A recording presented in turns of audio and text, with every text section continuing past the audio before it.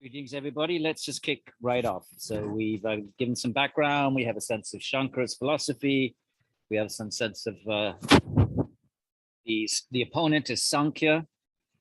And Sāṅkhya posits that from pradhana, sometimes called property, from pradhana evolves the universe. It doesn't need an intelligent cause. Matter itself evolves. So we'll go to page 17. We're in the second chapter, Sutra 2. The second section of chapter section of Pada, chapter 2, second section, Sutra 2. Pravriteshcha, translation. That's the Sanskrit. Just see how succinct the sutras are. Just one word. It just says because of action. That's all it says. Translator has to add for us. It just says pravriteshcha, because of pravriti. Movement because of action. So, so if we embellish that a little bit, what is the sutra communicating? Because of action, the Sāṅkhya primordial matter cannot be proved. Saṅkara. So that's the sutra. It just says that Sāṅkhya's position that primordial matter itself is sufficient. It doesn't need a causal an intelligent agent. The sutra says, because of movement, because of action, excuse me, that can't be proved. In other words, we reject that. So let's see what Saṅkara does with it. Now let us put aside the world's arrangement, says Saṅkara, and consider action, pravriti, which Sāṅkhya also gives as a reason to establish that in sentient primordial matter is the ultimate cause, right? Sāṅkhya says only matter, and it acts. It moves and the world creates. A bit like Big Bang, right? There's an explosion and there's movement. Forces push out. That's movement. You can put that. You can frame that as movement, right? The expanding universe is movement. And so Sāṅkhya takes a view like that. Such action is held to be an original disturbance from a natural state of equilibrium. The three gunas. Remember, properties of three gunas. We discussed them. Their names are in the previous reading. Earlier in this text, Sattva, Rajas, Tamas, and there's some movement. And so then, and as a result of the movement, things churn about and creation evolves. Not terribly different from Big Bang. Something causes an explosion. Of course, Vedanta is going to say what causes the explosion of the Big Bang.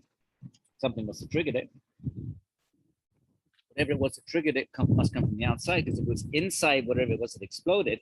Why isn't it exploding all the time? If the explosive trigger is an inherent feature within whatever that infinitely dense entity was that exploded. If the trigger for its explosion is within it, well, why didn't it trigger all the time then? Why did it only trigger at one particular moment that we call the beginning of time? So, and what caused it to trigger? So that's the sort of question that Vedanta would pose if they were confronted with Big Bang theory, but they're actually confronted with a very similar type of metaphysics.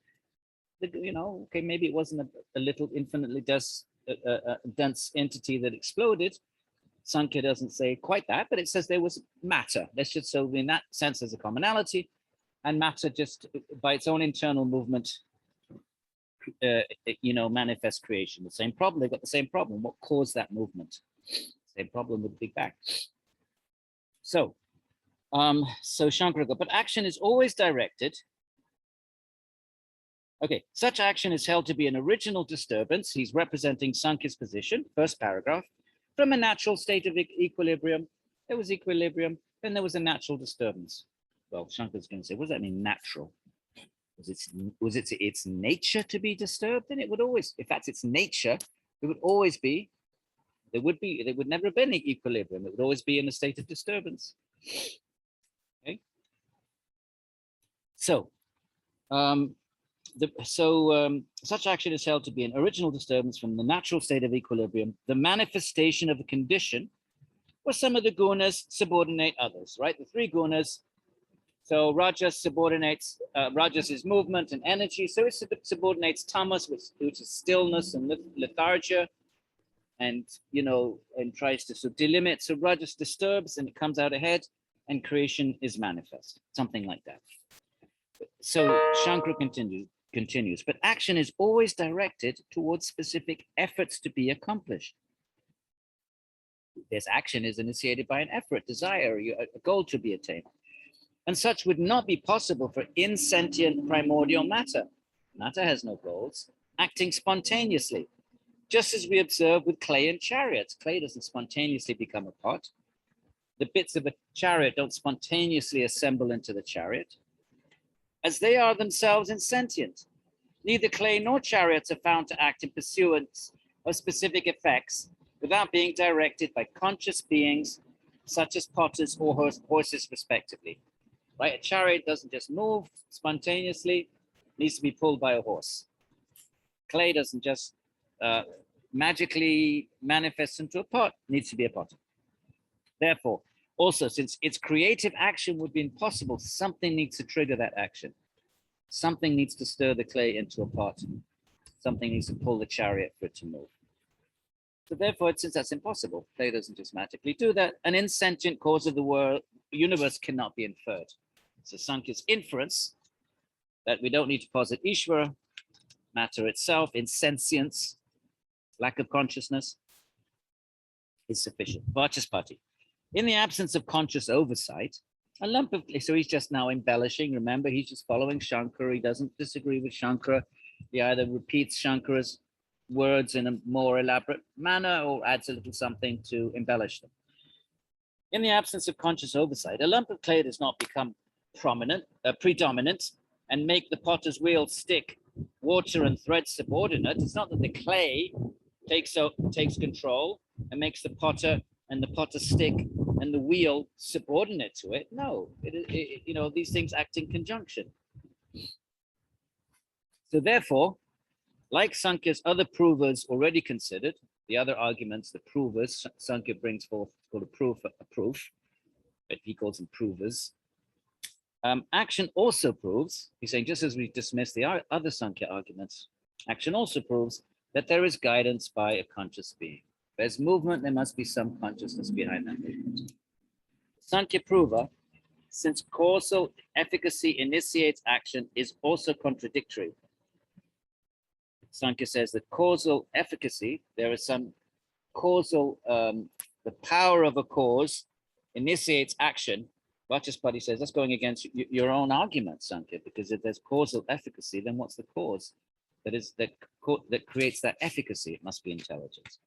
So he goes, it's also contradictory as it establishes the opposite of what they hope to prove. They want to start talking about causal efficacy. We're going to say, well, what is that? What is that cause that can produce efficacy, which means action or effect or movement? So the objection then, they bring in an objection. We do not find action in mere consciousness without a body. So the objector says, okay, you want to say that there needs to be a soul, a supreme soul, but there's no action in a soul. Soul is just Satchidananda, pure consciousness. There's no action because and this is something that is shared between Advaita Vedanta and Sāṅkhya. So this is not debated. They don't have to debate this because there's a shared premise between the two schools. And that shared premise is, if something is eternal, it can't change. By definition, if something's eternal, what is the definition of eternal? Well, it remains in the same state. Right? So if milk changes into yogurt, then milk isn't eternal then, because it's changed into something else. So if the Atman is eternal, it can't change. So if it can't change, it can't initiate action. Because if you initiate action, then you change. There was a state consciousness was in before initiating action, then it initiates action, and then there's a state after. That's change. So objectors say, we do not find action in mere consciousness without a body either. And Saṅkara agrees with that, because as I say, it's a shared premise. He goes, that's true. Nevertheless, what is observed in action, what is observed is action on the part of something insentient, for example, a chariot, when it is connected to a conscious being. Saṅkara is going to say, sure, but the two have to come together. There needs to be consciousness it's true that consciousness by itself doesn't initiate action, but neither does a chariot by itself. So the two have to come together. So therefore consciousness has to be involved in creation. So that's where he wants to go right now. And Vachaspati adds, the Sāṅkhya objector is saying, you Vedantins, right? He's now representing the Sāṅkhya point of view, putting words in their mouth. You Vedantins find our provers defective, our arguments, and want to establish that a conscious being alone without depending on anything else, is fit to be the material and efficient cause of the universe. That's what Vedanta says. Intelligence is both the material cause of the universe, Brahman, and the efficient cause. You see, so Sāṅkhya is saying, okay, but that, however, is not right, says the Sāṅkhya opponent, because action on the part of mere consciousness is not found in the case of the things cited as examples. So Sāṅkhya repeats the same thing, but just by repeating the same argument. Pure consciousness by itself cannot initiate action because it cannot change. The Vedantin tells the Sāṅkhya advocate to first accept. Vachaspati says, okay, well, let's go step by step. First of all, we want you to accept that action is caused by a conscious being. Later, the Vedantin will concentrate on specific ideas belonging to his own theory. So he says, first of all, let's establish that wherever there's action, there has to be some kind of consciousness, whether in a pot or a chariot. Then we'll talk about the nature of consciousness and how is it that Ishvara is also pure Atman, an Atman, some sort of Atman. How is it that Ishvara can initiate action if consciousness is inherently inactive? It's only Satchit Ananda, it's only consciousness bliss ongoing.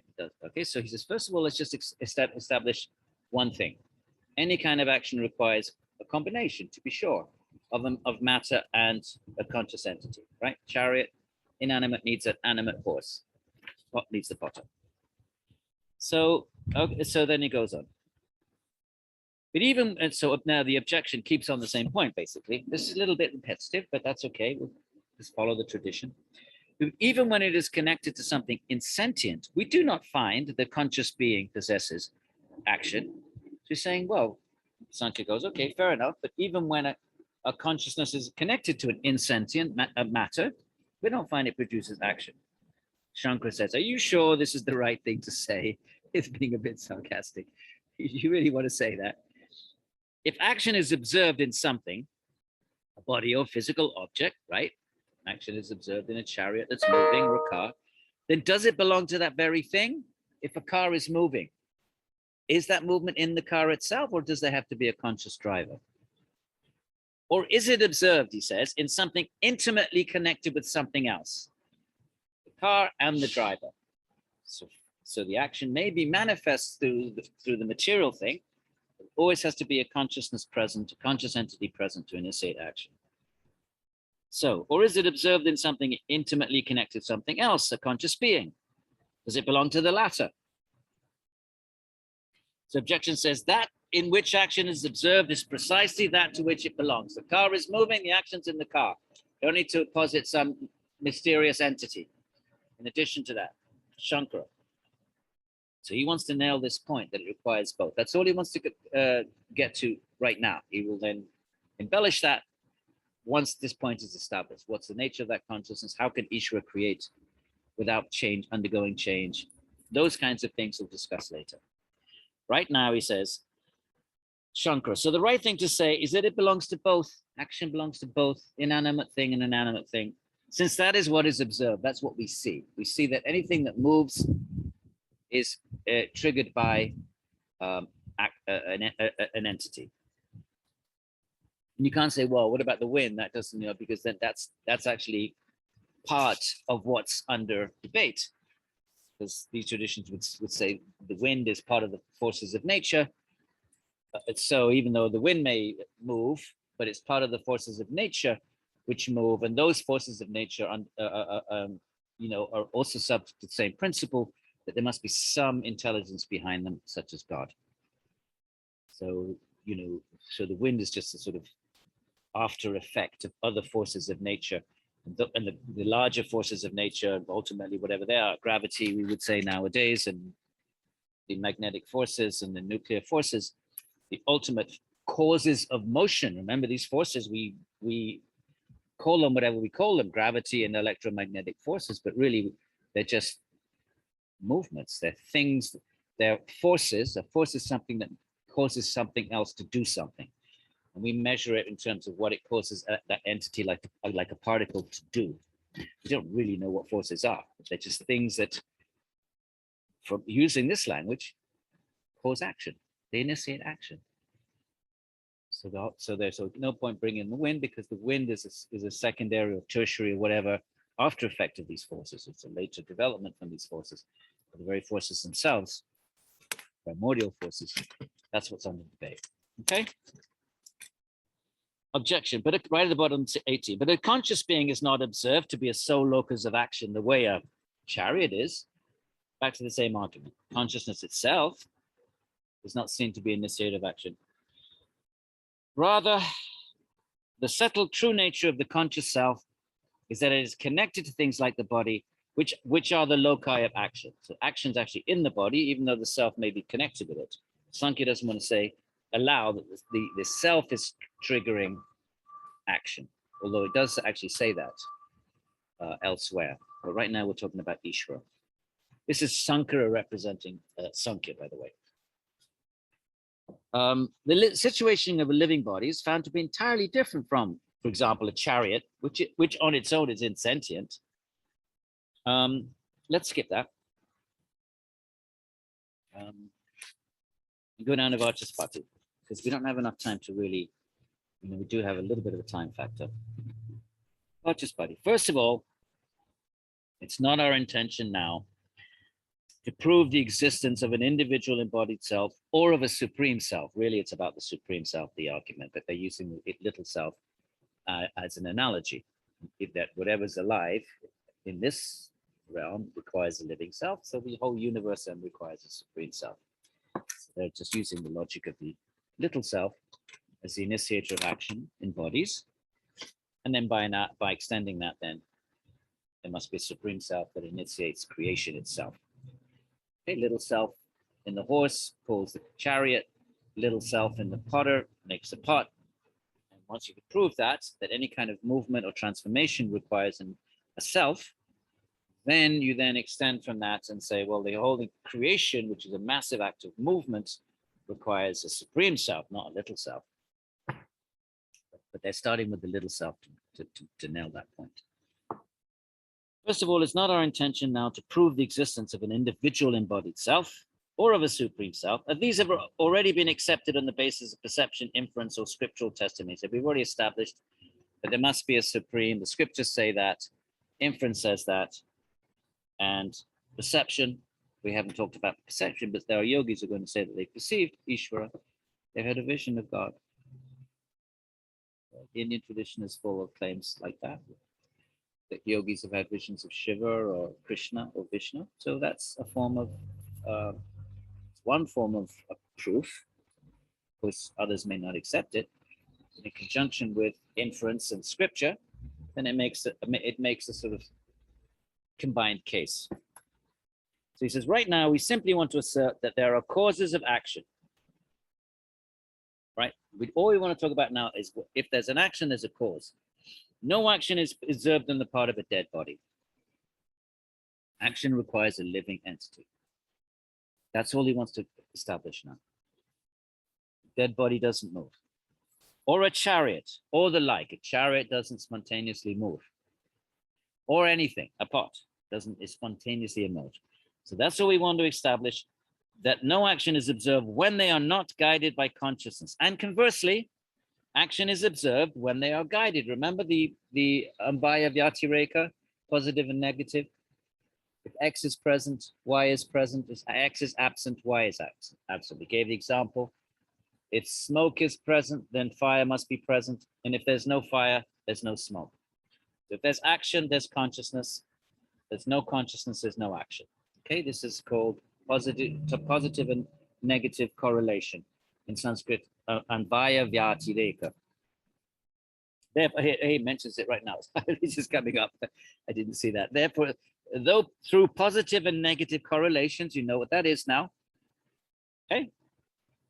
So it's hard for me to, speaking into a screen, hard to me to, when in a classroom, I can look at your faces and see whether you get something or not. Or maybe I'm being repetitive and you're all like, okay, you said that 100 times already. Please bear with me. It's impossible for me to tell because I can't see your faces. So if I'm repetitive, then hopefully that's better to be repetitive than not to be. And just, and some of you will be struggling more with this than others. And so be compassionate to them. And And bear in mind that the texts are repetitive. I'm reading the text. They're repetitive. And remember, we discussed why they're repetitive, because oral transmission. You can't, if you miss a point, you can't go back and flick back through the book and say, what was that again? Can't do that with oral exposition. So more repetitive it is, you go away with clear messages, right? Clear message here, action requires consciousness. Therefore, through positive and negative correlations, we can be certain that action has a cause in consciousness.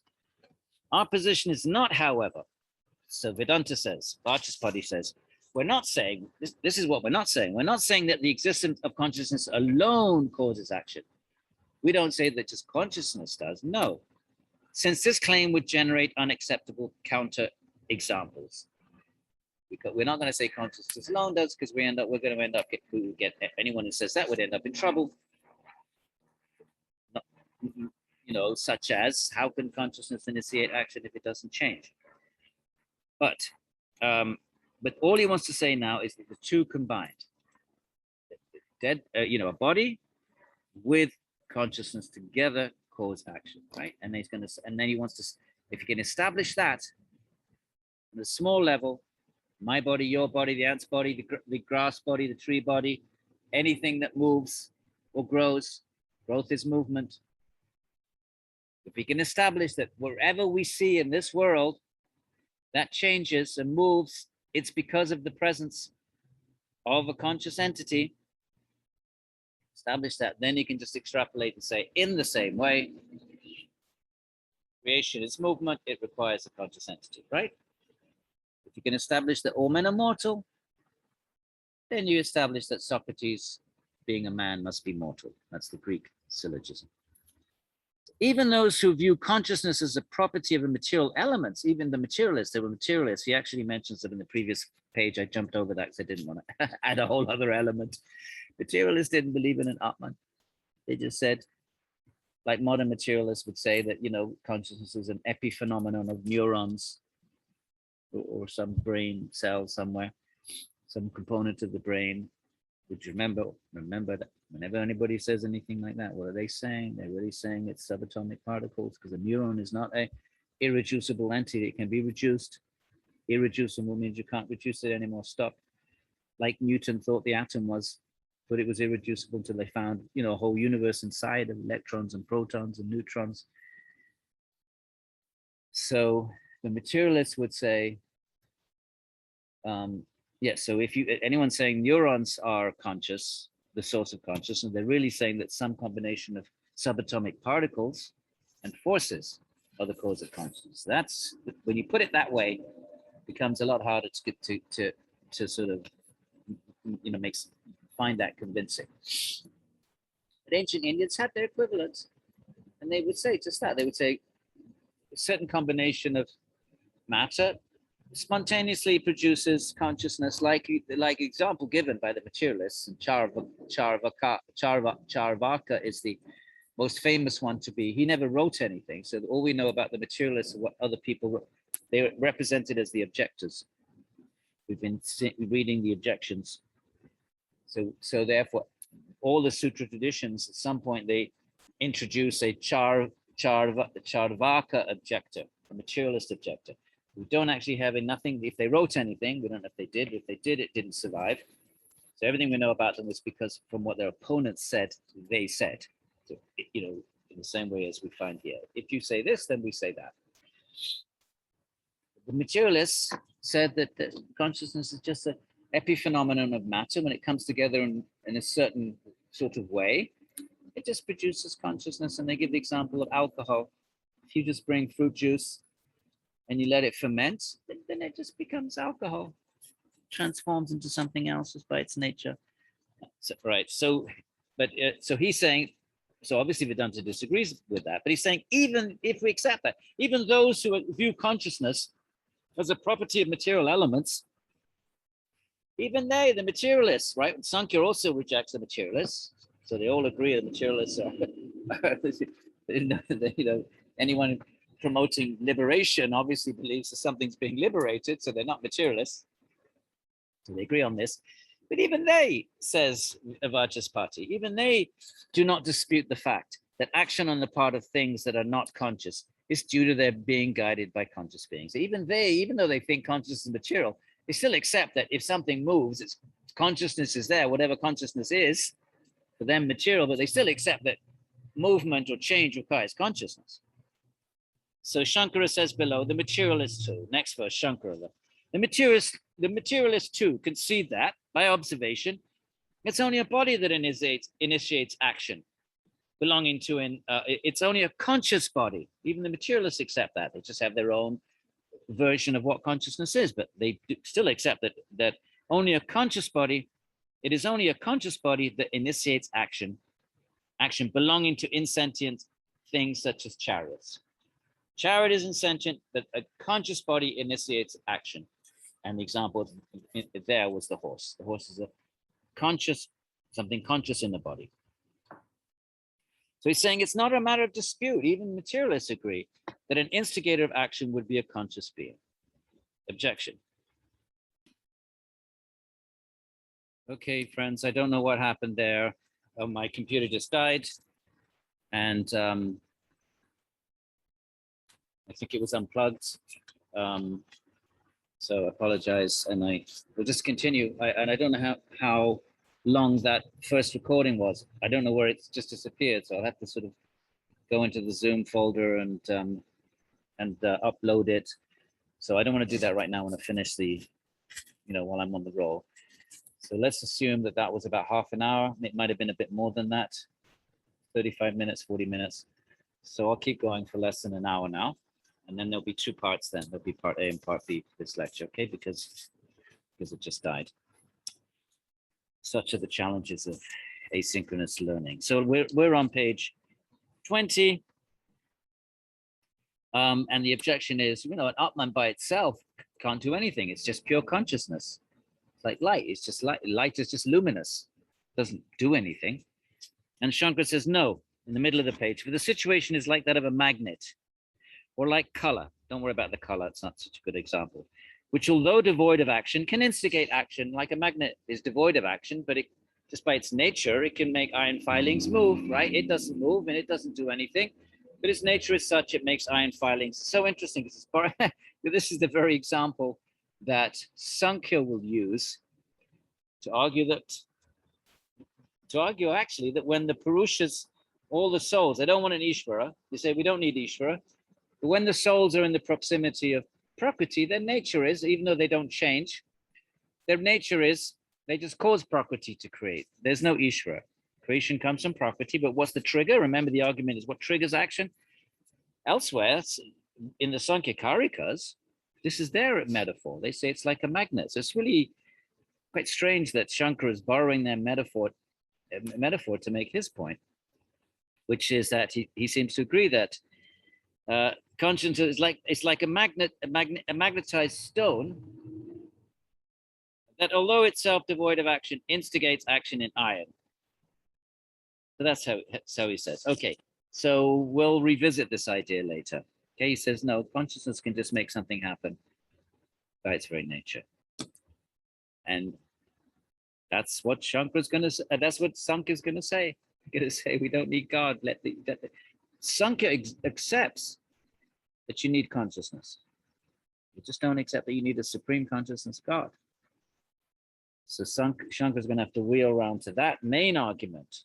Right now he's saying, okay, it is true. He's saying what you'll find elsewhere. Okay, Saṅkara is saying it is true that the proximity of Purusha and Prakriti, like a magnet, maybe that does trigger action. But then Shankara's going to say, what brings them together? He's going to maybe even concede that to Sāṅkhya. Okay, fine, we accept that consciousness by its nature, like a magnet, makes iron filings move. Magnet doesn't do anything. So Purusha just triggers action in Prakriti by its proximity. Sāṅkhya is going to say, fine, that's what we said. But Shankara's going to, maybe not here, but hopefully somewhere in this, Shankara's going to say, if not, I'm going to tell you now. But you can guess what Shankara's going to say. What brings the two together in the first place? Because if consciousness is just pure consciousness, it's not going to move. It's not going to move towards Prakriti. to trigger action in Prakriti, and Prakriti is inanimate by itself. By itself, it can't do anything. It can't jump on top of the Atmans, and Purusha Atman, same thing. Prakriti is not going to, from its side, initiate conjunction. It's called conjunction when the two come together. Even if we allow that, when the two comes together, then consciousness instigates activity in Prakriti, and that's the source of activity. That's the trigger of Big Bangs, if you will, Sāṅkhya equivalent of Big Bang. The two in proximity, but what brings them together? And that's where Saṅkara now is saying, okay, but later it's going to say what causes the proximity between the two, because consciousness is inactive. It's just pure consciousness. It's not going to say, oh, let me go check out Prakriti, let me go move towards Prakriti and instigate action. It's not going to do that. It doesn't have a mind. It's just pure consciousness. Prakriti by itself is inanimate. It can't move without the presence of consciousness. So it's not going to say, okay, let me go over there and jump on top of Purusha and such that action can be instigated. So what brings them together? That's going to be a later argument. So then the objection is, to be an instigator is impossible for the Lord, for Ishvara, because of his unity. If God is everything, how can he instigate anything? There's nothing separate. To instigate something, there's going to be something separate from you that you instigate, right? So here's a pen, and I'm going to instigate, I'm going to push it and instigate motion.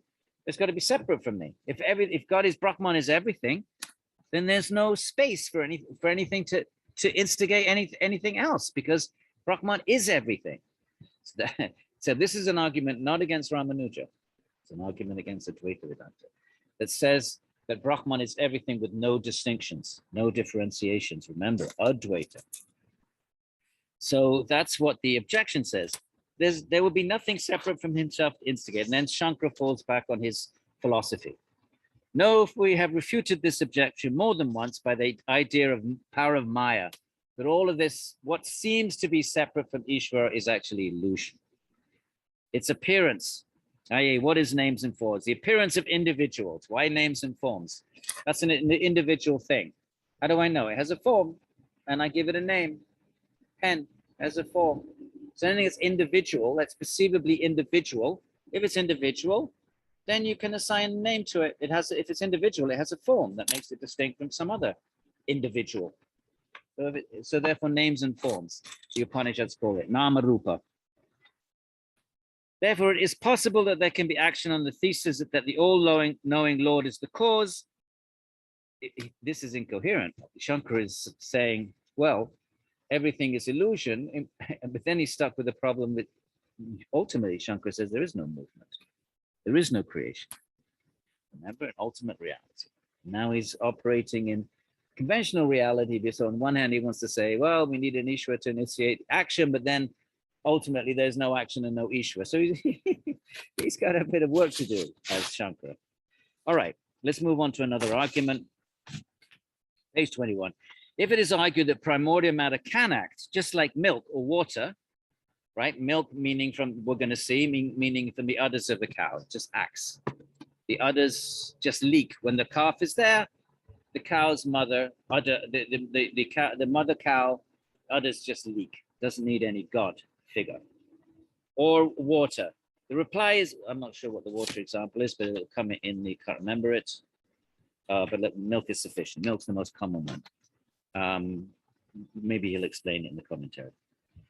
The reply is that in those cases too, there is guidance by conscious being. You may say, oh, the milk drips naturally from the udders of the cow, but the cow is a conscious being. So Vedanta says your argument is going to backfire against you. Objection. What you said above may be true, fair enough. But milk, which is insentient, milk is unconscious, just matter, comes forth simply of its own accord. Doesn't need a trigger. In order to nourish a calf. Oh, here water meaning here rain. Here's he explaining water. Water, which is insentient, flows simply of its own accord in order to benefit the world. So either it's referring to a river or it might be referring to rain. It doesn't matter. The point's the same. It's inanimate and it just acts of its own accord to benefit the world. So in the same way, says the objector, Sāṅkhya, insentient primordial matter is primeval cause and functions simply of its own accord in order to accomplish people's goals. Saṅkha responds, what you say is not right. In the cases of milk and water, which you cite, we rather infer their activity is guided by a conscious being. He's saying from the case of milk, it's the cow as a conscious being. For the sake of water, if he's talking about rain and rivers, well, that's the very thing under debate. You can't bring in an argument which is already under debate. You can't bring in an argument when the proof you bring in is the very thing that's under debate. The very thing that's under debate is that rivers and rain and this creation requires intelligence behind it to make the rain fall, to make the rivers run. So Vachaspati, the objector argues, as there is intrinsic activity in milk and water that is not governed or guided by conscious being, which is what Sāṅkhya wants to say, the pradhana, right, may be conceived in this way too. Maybe creation just does the same as milk, just flows naturally. Maybe the whole creation happened like that. But our response is we're trying to prove that in those cases, the condition being guided by a conscious being also applies. We're saying, look, that's the very thing we're debating. It's the very thing we're talking about.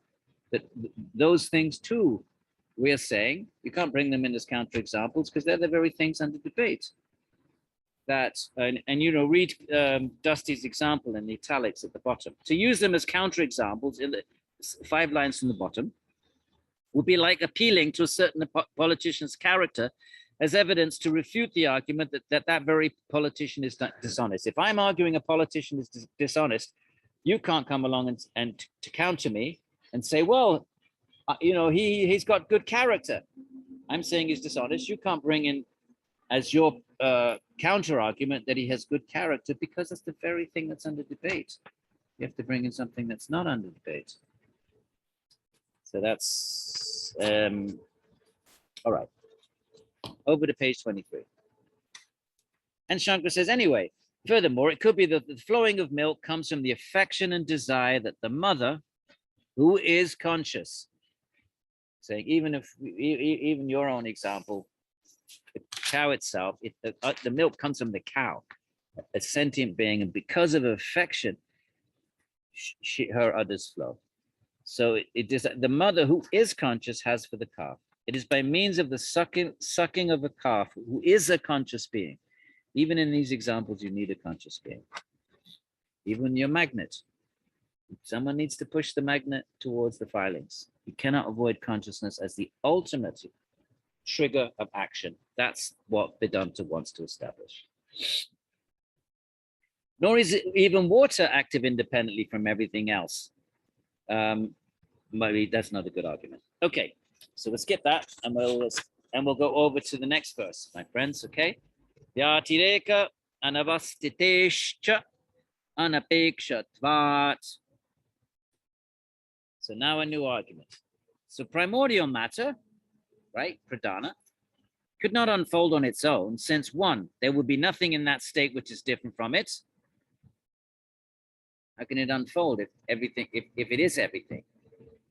Unfolding requires some space to move into or something different from the thing that's moving. And 2, it doesn't depend on anything else. So that's the sutra, Saṅkara. According to Sāṅkhya philosophers, primordial matter amounts to the 3 gunas, sattva, rajas, tamas, resting in equilibrium, and then they get triggered. Outside of that, there is nothing at all, right? Vedanta says outside of that, there's Ishvara, and he triggers them. But Sāṅkhya doesn't accept an Ishvara. So for them, all there is are the 3 gunas, and outside of that, there's nothing. There is no outside of that. So outside of that, there is nothing at all external to it, abiding in that state upon which its movement or cessation would depend. The 3 gunas not resting in something that thing triggers the movement, because Sāṅkhya doesn't accept that. Again, back to Big Bang.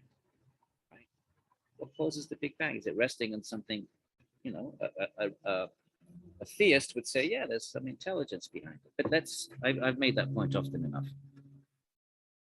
So Sāṅkhya says this, there's nothing outside of it. The conscious individual beings are the only additional item. In Sāṅkhya, outside of Prakriti, there's only the Atmans, which they call Purusha, remember? Atman and Purusha, my friends.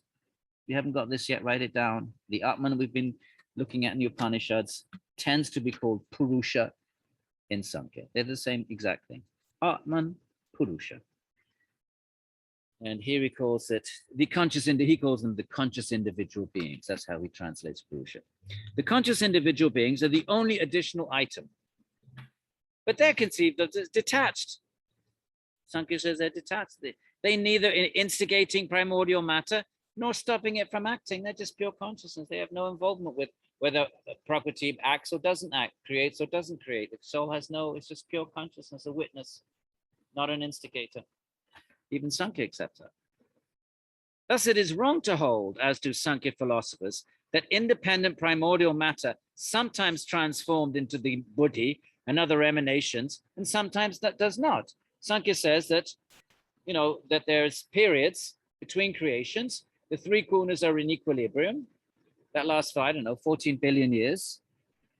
And then the equilibrium gets disrupted. And because of that disruption, there's movement. And because of movement, then the evolutes emerge. Like a physicist would say, movement, forces, subparticles, and then they come together and they eventually form universes and stars and galaxies and matter and whatever physicists say. And eventually this world. And Sāṅkhya says something kind of similar. That there's this huge period of inaction and the gunas are in equilibrium. There's no movement. They're neutralizing each other. Rajas is neutralized by tamas because Rajas is energy, but it's neutralized by tamas, which is stillness. So it's like a kind of like a bed spring. Its potential is to spring, but it's being, if you stand on it, that tension is suppressed. So tamas is suppressing Rajas. That's what Sāṅkhya says. So what's going to, so you get, it's obvious the argument, what's going to trigger, what's going to disturb that equilibrium at the beginning of the new creative cycle, the new creation? That's going to be the Vedanta argument. This is wrong to hold, as do Sāṅkhya philosophers, that independent primordial matter sometimes transforms into the great, you know, Mahat, into the creation. I'm not going to, don't worry about buddhi there. And other emanations, things emanate out from subtle to gross. Sometimes it does that, and sometimes does not. In contrast, he says, we Vedantins, we posit there's an Ishvara. In contrast, the Lord, Ishvara, can be conceived without contradiction to freely act, can be conceived without contradiction as freely acting and desisting from action to create the world, owing to his own inherent omniscience, omnipotence, and power of Maya. Okay, get the argument? You Saṅkhyas have no explanation for what causes imbalance in the three gunas such that creation can evolve. Can't be Purusha Atman because that's just a detached witness. So you have no way of explaining what causes the initial impetus to creation, to movement. And we do. We don't have that problem. We just say Ishvara is omniscient, he's omnipotent, he's independent. He can do what he wants. And he can allow the gunas to be in equilibrium and then at the end of a cycle, trigger them back into action again. Vachaspati. It is not acceptable that distinct changes occur by happenstance. Changes don't happenstance by accident. You can say it's just the way, the nature of things. That's not a philosophical thing to say. Philosophy, science is looking for causes. That's the nature of the very raison d'etre of both philosophy and science. You're looking for causes. You can't just say that's the way it is. That's not, then you're not a philosopher or a scientist. To look for the cause. Why is it that way? What makes it be that way? So it's not acceptable that distinct changes occur by happenstance. It's an old English word meaning by fortuitously. That's another old English word, but it means by chance, by fortune. In Sanskrit, deva, by accident. So it's not acceptable to say it just happens. That's not a philosophically acceptable thing to say. In contrast, according to our theological theory, right, Vedanta, we account for the initiation and cessation of creative action. Because our scientists talk about, the expanding, emanating universe. But Sāṅkhya would say, yeah, it does, but eventually it collapses back down. It may be increasing, and scientists don't know the answer to this. Is it always going to expand?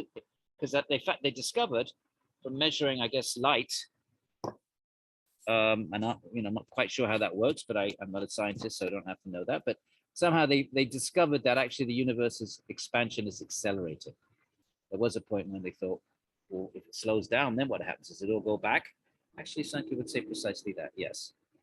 The scientists discovered it was accelerating, but there's no way they can determine with their present knowledge whether it will always accelerate or fine, it may be accelerating now. There may still be that initial impetus, but will at some point will that, whatever it is that's causing it to expand, that's another mystery. What's causing it to accelerate? Mystery, right? We know what Vedanta would say, Ishvara. But at some point, will that stop and then reverse and start to slow down? And how can a scientist answer that question? But Saṅkya would say that's what it would do. So, okay. So let's read that Vachaspati again. It's not acceptable that distinct changes occur by happenstance, by luck. In contrast, according to our theological theory, we account for the initiation and cessation of creative action, creation and cessation, in the sort of evolving universe, the devolving universe. We account for it because they belong to the Lord. Lord has powers, and he can create and then withdraw.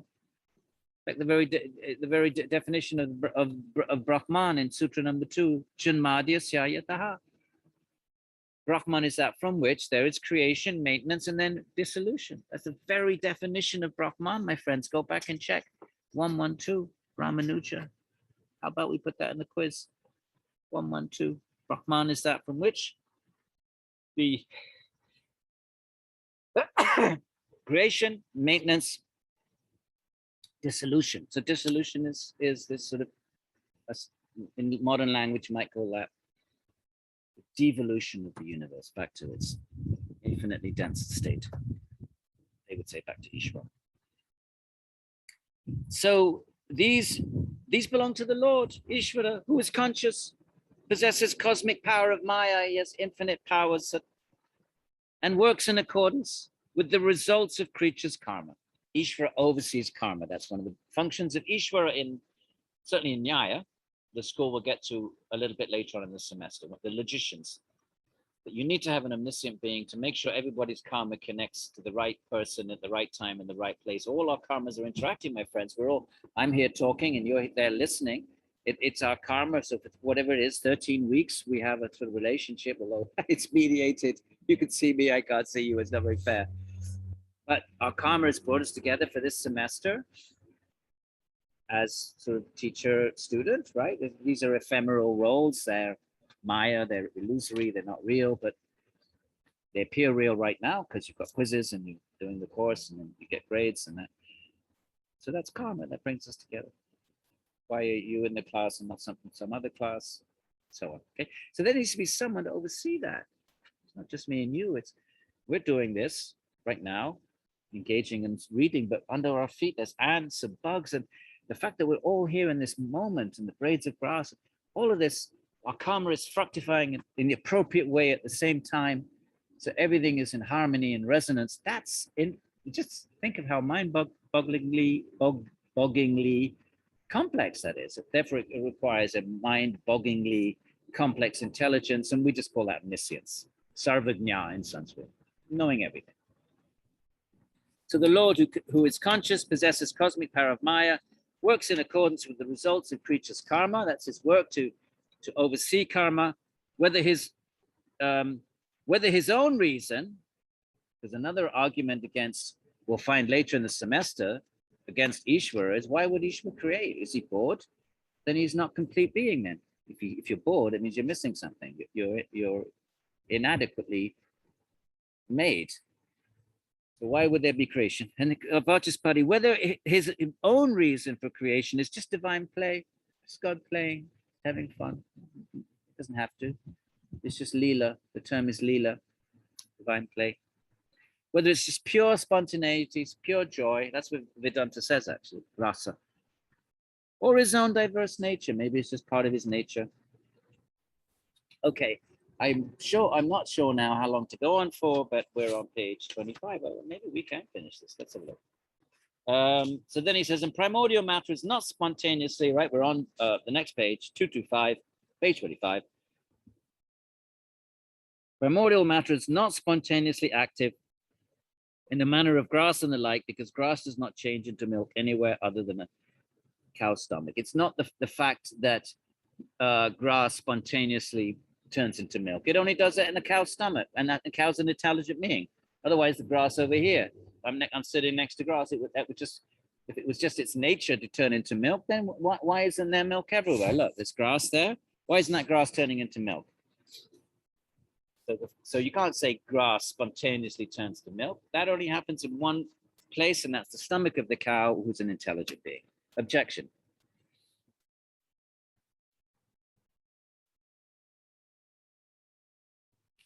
So maybe, but consider this. Within a cow's stomach, grass, sprouts, water, and so on change into milk simply of their own nature. It just ferment in their own nature, independently of any other causal factor. And if that's the case with the grass in the stomach of the cow, in a similar way, primordial nature will change to assume the form of the creation, the great creation, and the other emanations, right? I'm not going to get into there's various emanations from subtle to gross, subtle to more gross, to more gross, to more gross. They're called emanations, but don't worry about it. And how, you may ask, to infer that grass and the like do this independently of another causal factor is because no other factor is found. You know, if you challenge us and say, well, how do you know there's no other causal factor? We don't see any other causal factor other than the grass in the stomach of the cow. There's no other causal factor. Well, I have to bring in Ishvara. Okay, so jump down to Saṅkara. To this we reply, if the notion that grass changes intrinsically, its own nature is to change, intrinsic to it, inside it, inherent in it, intrinsic. You don't need to posit an outside causal agent. To this we reply, if that were acceptable, this idea that it just intrinsically changes, we would concede that in the same manner, if that was true, then we would accept, okay, primordial matter might also change. If you could establish that grass changes intrinsically by its own nature, then you have an example that can serve as an analogy. If grass can do that, why can't the whole three gunas, the entire creation, do that? So if you can establish one thing, such as grass, intrinsically, without an outside force or agent or presence, and no outside involvement, intrinsic being just by its own nature, it changes into milk. If you can establish that, you've got you fair enough. You won your case. So if the notion that grass changes intrinsically, if that were acceptable, we would concede that in the same manner, primordial matter changes according to its intrinsic nature. You would have won the debate. But it is not acceptable. We don't accept that. Since in the case of grass, other causal factors are found. What are they? If it is asked, why? The answer is given in the sutra. Because the change of grass into milk does not happen elsewhere than a cow's stomach. So there is a causal factor, and that's the cow's stomach, and the cow is an intelligent entity. Doesn't happen anywhere else. So if it were intrinsic, it would happen all over the place. My whole lawn here, it would be awash with milk. I just go and eat chai. I just go to the lawn with a bucket and fill up my bucket with milk, right? But it doesn't happen like that. It is only when consumed by a cow that things like grass become milk. It doesn't happen when it is left uneaten. The cow's left in the field, it doesn't change into milk. And nor when it's consumed by the likes of a bull. If you say, well, it has to be consumed by something, well, a bull consumes it. He doesn't make milk. So it has to be one very particular intelligent agent that does this, a cow. For if this were to occur independently of instrumental factors, then things like grass would become milk in other places too, outside of the stomach, if it was their nature. Okay, you get the point. I mean, we're just reading this. It's repetitive, but I hope you're enjoying it. Okay. Let's jump a little bit over the page and have a look at argument 2.26. Even if it were, and maybe we'll make this the last argument, I'm not too sure how long my other were, half an hour, 20, oh, we're okay, 28 minutes. That last class couldn't have been much more than half an hour. Anyway, I'm just going to have to take a guess. So let's maybe just do 2.26 and we'll continue next week. So if we need to spend an extra session on this, my friends, let's do it. Even if it were conceded that it could move spontaneously, even if we just say, oh, okay, because sometimes when you debate, you say, all right, even if you disagree with the argument, you say, okay, even if we allow your argument, even accepting your argument, which we don't, right? But even if we did, there would still be unacceptable consequences. You'd still run into trouble, philosophical problems. So even if it were conceded that it could move spontaneously, that matter can just do its own thing and doesn't need an outside Ishvara agent, primordial matter still would not act on its own. Why not? Because it has no purpose. Purpose means an intelligent being has a purpose, right? I have a purpose. I get up and I walk to the kitchen. I have a purpose. I need to get some water. So that, but inanimate matter doesn't have a purpose because it's dead. It's inanimate. Saṅkara. It hasn't been established now that intrinsic activity cannot occur on the part of primordial matter. He says, all right, in the previous verses, we've established that action cannot just take place by itself in inanimate matter, right? You need an outside influence. But in deference to the belief of you Sāṅkhya philosophers, he's saying, okay, but out of respect for you, let us presume, let's give you your argument. Let us presume that it could. We've just proved that it can't, but let's just say for argument's sake that it could act spontaneously, simply by its nature. Okay, let's go with that. See where it ends up, says Saṅkara. See where it takes us. There is still a defect, he says, in that argument. That would beset your view. Your view will be beset, will be struck by another defect. And what would that be? What would that be? That primordial, and then it's in bold, which means it's a sutra. Primordial matter still would not act on its own. Why not? Because it has no purpose. He's repeating the sutra. Now let's see him explain that. First of all, if there were intrinsic activity, and you Sāṅkhya people say that it's intrinsic activity, even though we don't, you do, let's go with it. Even if there were intrinsic activity on the part of primordial matter, such that we should say that activity does not depend on anything else, even if we go with all of that, we don't need an Ishvara, activities in matter itself, then just as there would be no auxiliary cause or condition on which the activity would depend, Sāṅkhya says, we don't need anything else, any auxiliary cause, we don't need an Ishvara, no conditions. Intrinsic means acts on its own, it's inherent in it.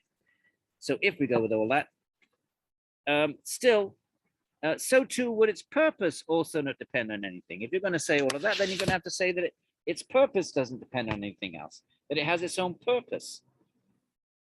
You don't want Ishvara, you don't want anything else. You want to say all of this trigger of action is inherent in matter. Well, then purpose must be inherent in matter too. But that's the Sāṅkhya thesis, and Sāṅkhya says this: the primordial matter acts in a way to accomplish people's ends. Sāṅkhya says that Prakriti is there to provide either enjoyment or liberation. Patanjali says, Bhoga apavargascha. So Sāṅkhya itself says that. Why is Prakriti there? It's there to give you enjoyment if you want to try to enjoy, and when you become frustrated trying to enjoy, you seek liberation. So it has these two goals. It provides enjoyment for as long as as you wish to try to find that, and when you realize you can't find that, then it provides a mode of liberation. So then he says, but then you'd have to give up this idea that primordial matter acts for these purposes. You'd have to give that up. They'd have to be relinquished. That is, if you say it acts alone and does not depend on any auxiliary at all, if you say matter doesn't have any acts by itself, then it wouldn't have a purpose. What would be its purpose? And then you're contradicting your own statement in your own scriptures. Sāṅkhya scriptures would say it does have a purpose. So he's pointing out another problem with the Sāṅkhya position. If in spite of this, you say that there is a purpose, saying, okay, let's concede another, let's give you even that step, allow that to you. If in spite of this, you say that there is a purpose to primordial matter's activity, then we must examine, what is it? Is it enjoyment or liberation, or both? If it's enjoyment, we ask, what kind of enjoyment could there be for a self, understood to be a being whose greatness is beyond conception? If you say matter's there for enjoyment, well, what kind of enjoyment can there be for a self? it has its own greatness. It's beyond conception, right? The Atman is, remember, 10 to the power of 17 blissful. Why would it need Prakriti? There is also the difficulty that there will be no liberation. Why would there be no liberation? Because if the very nature of Prakriti is, well, let's see how he says it. Since the purpose of primordial matter would be to generate experiences perpetually, it would always be generating experience. There would never be any liberation. If its very nature is to provide liberation, to provide experience and liberation, well, it would always be providing experiences. So how would you fit in liberation? Because liberation is an absence of experiences. And now, if you say, on the other hand, its purpose is liberation and not experience, then since the supreme good would already be accomplished even before its activity, creation would be pointless. If you say the whole purpose of Prakriti, either you say, right, there's Sāṅkhya itself says the purpose of Prakriti is enjoyment and liberation. So Saṅkara wants to take this apart. Says, okay, let's look at these two things. If it's enjoyment, the purpose of Prakriti, then it would always be producing objects of enjoyment. So then there wouldn't be any liberation, because Prakriti would always be throwing sense objects at you, desire objects at you. So it would never stop. Why would it stop?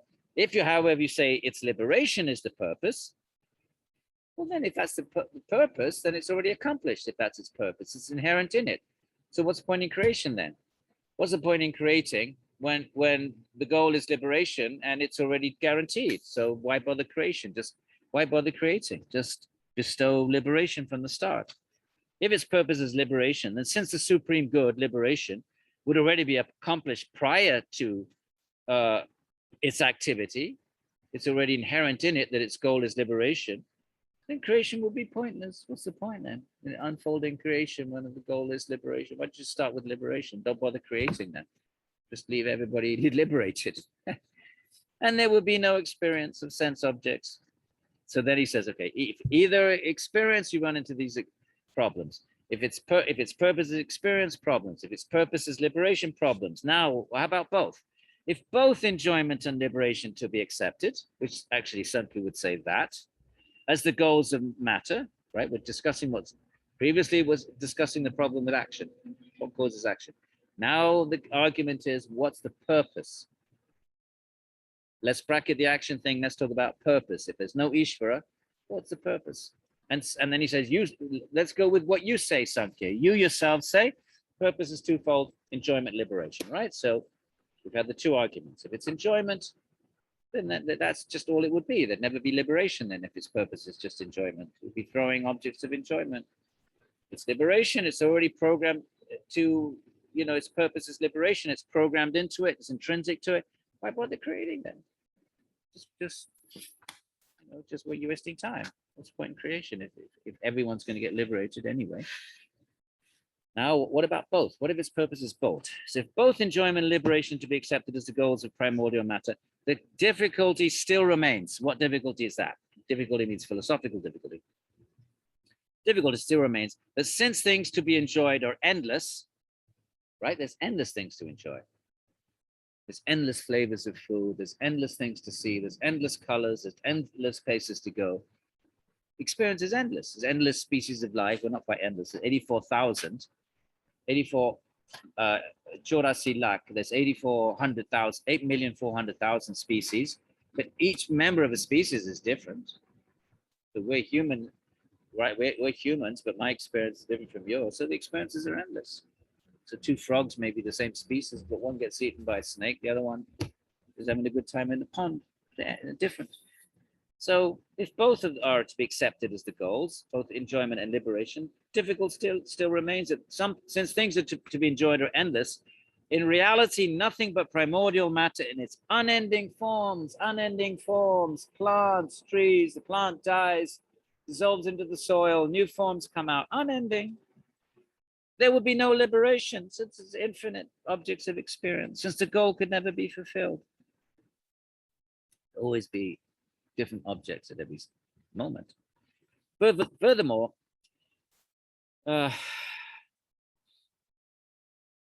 its activity could not have cessation of desire as its goal, Since neither in sentient primordial matter nor the unblemished individual self or local loci of desire. Where are you going to have desire?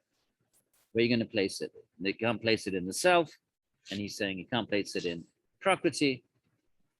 Anyway, let's not worry about that argument because it's not really developed. All right, I think that's good, my friends. I don't want to lecture for more than whatever, an hour and 20 minutes. And as I say, I don't know how long the other class was. So this is 40 minutes. Let's say that was 40 minutes. We've got an hour and 20. All right, I'm sorry, got disrupted in the middle. Somehow, I guess I must have gotten unplugged. And we'll continue with this next week and then go on to our next reading. Okay, so hope you're enjoying the last of it. Hopefully not the last, but this lovely fall weather. Take care.